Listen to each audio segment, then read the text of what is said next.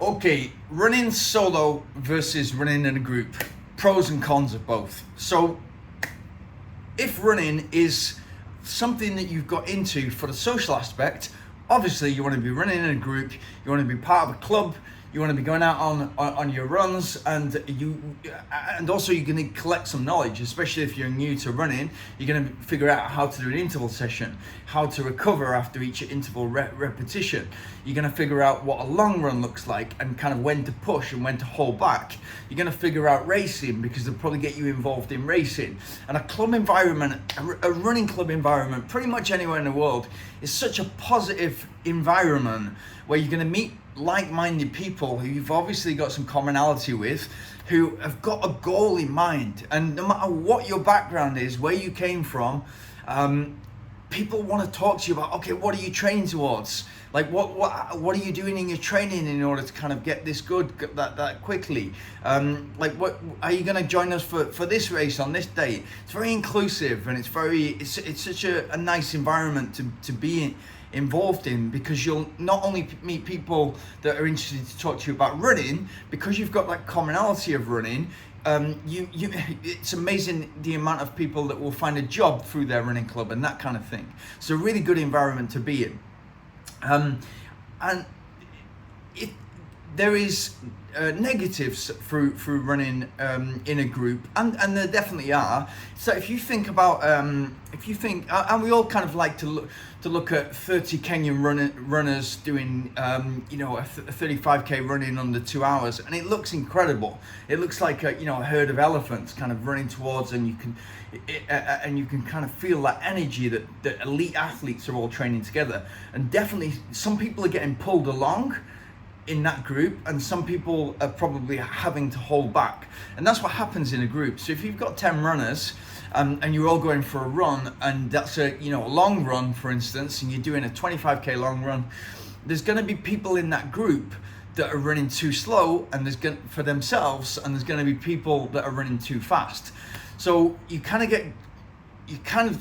there's a few people within that group that will be doing exactly the right pace, and it's all about kind of working to effort levels. So if you're going to go out on a long run, or if you're going to do an interval session, it's easy to get pulled around a track, for instance, and do an interval session at somebody else's speed, whereas you want to be doing it at your speed, because it's your levels, your kind of zone 2, your zone 3, your zone 4, your zone 5, that you want to be moving up, so you become a faster runner, you become a better runner. So what I would say, if you love the social aspect, I would say that you find a group to do your recovery and easy runs with. And remember, that has to be, if we're kind of waking up and training straight away, if you're waking up and going for a run straight away, so that the rest of the day cannot get in the way of your passion, cannot get in the way of your progress, then that group has to be first thing in the morning. It has to be a morning running group. That's very easy if you go to somewhere like Dubai, where they have to run at 6 o'clock in the morning, otherwise it gets too hot. Here, where I am in Thailand at the moment, they have to go out, the cyclists have to go out really early in the morning because it gets too hot for them. So I'm not a super early morning person, so the vast majority of my training I do solo. So I know that I'm going easy. Like today, I'm just about to go on a recovery run. I know that's super easy. I'm going to take it really, really lightly, grab some bananas on the way back, and then get on with my day. And I really look forward to that, because it's not just going out there and running. It's kind of thinking.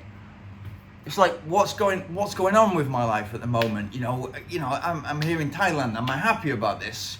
I'm missing my cat back home.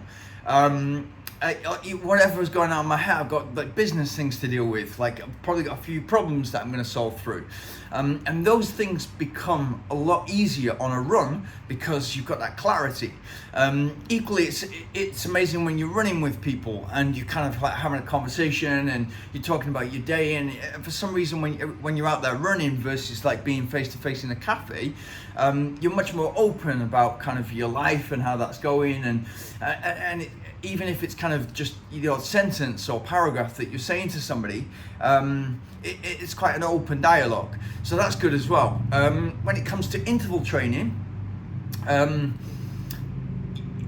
it's just it's just good that if you're training specifically towards something, that training is very, very bespoke to what you need to achieve.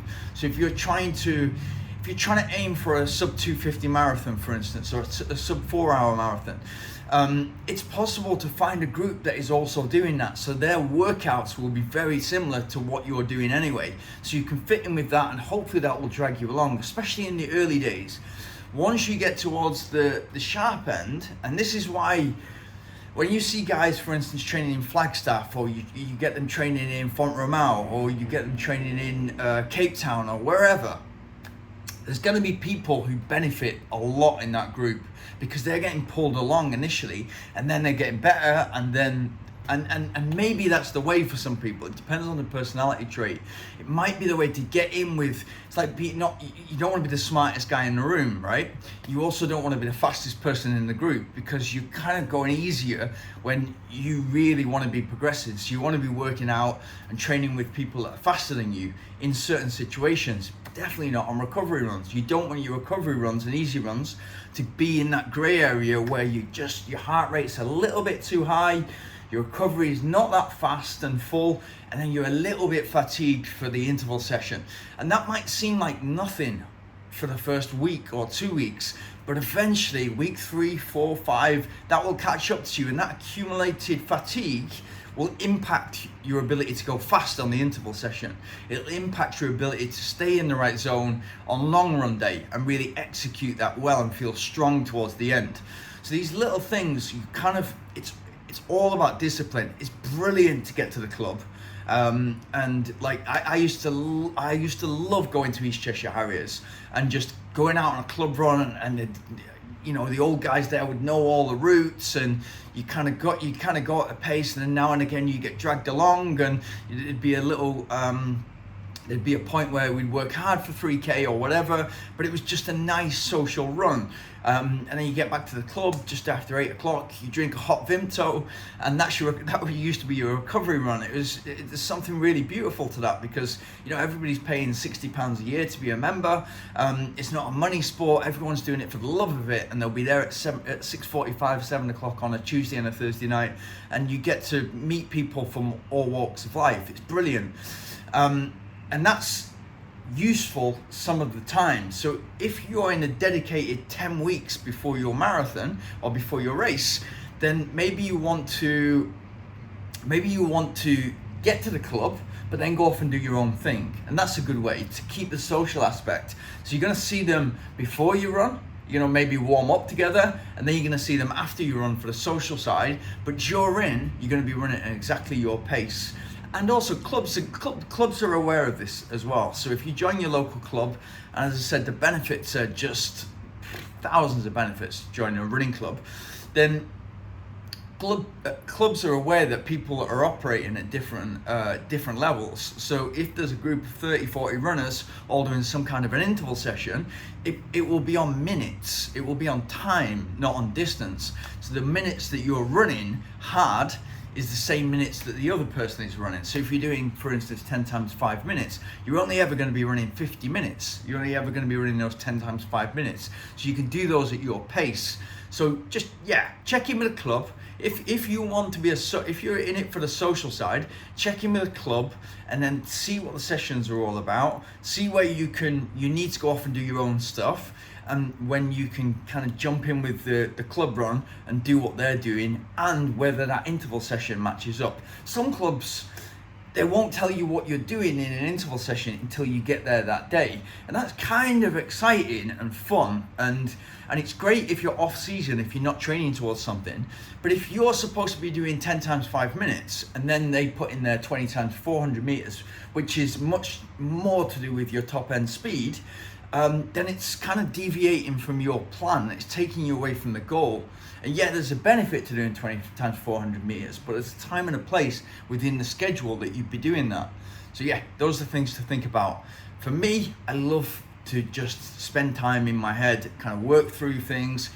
Helps me get more productive, helps me get more creative, helps me achieve more in a day. And for me, it's very meditative a lot of the time. Those easy and recovery runs put me in a really good headspace. I always come back feeling happier.